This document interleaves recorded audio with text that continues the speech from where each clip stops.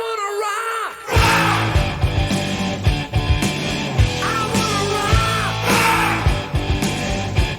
I want to rock.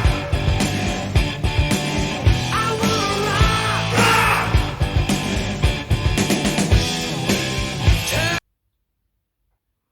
What is going on, Bethany Church in Area 51? Pastor Dave, I'm back again in my office. Tonight we're going to rock with some awesome games. We're probably going to play kickball or Alex ball, depending on how the weather shakes out tonight. It looks nice and sunny right now, so just as long as the rain stays away, we're going to be outside having some fun. Obviously, first, we're going to study some scriptures, and we're going to have some fun with that too.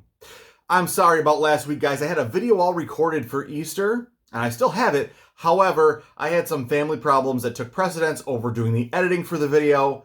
So unfortunately, that one will have to wait till next Easter. Sometimes Satan attacks when you least expect it. When you're doing something good for God, you make an enemy out of Satan. And sometimes he tries to stop you from doing things. And sometimes you just have to care for your family. And in this case, I had to take care of my family instead of doing the editing for the video. But today's quick message is going to be on Exodus 10. I was doing some reading through Exodus 10, and I thought it was interesting that Pharaoh tries to get the Hebrews to change everything. He doesn't want them to be too religious. He doesn't want them to be too godly, too, as we would say today, too Christian. Obviously, Christ hadn't come yet, so they were Jewish. But the point is, the world tries to do that with us today now. In Exodus, Pharaoh didn't want them to travel too far to worship. He didn't want them to bring their possessions with them. He didn't want them to take their children with them. He wanted them to sacrifice in the land that they were at there. That wasn't going to work for God. God said no.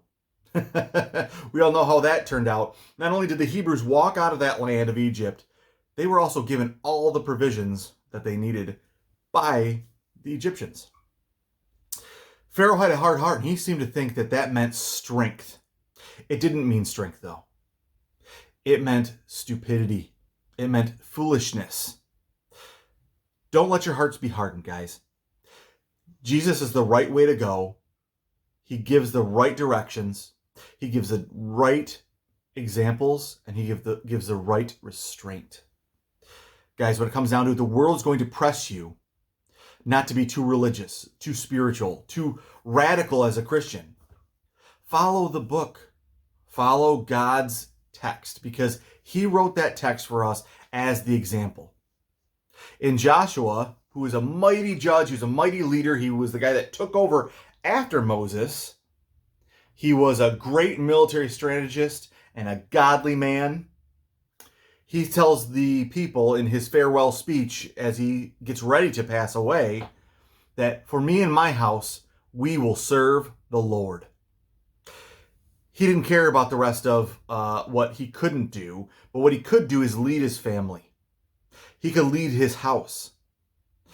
Sure, there were some people that were in his nation that decided to go the wrong direction.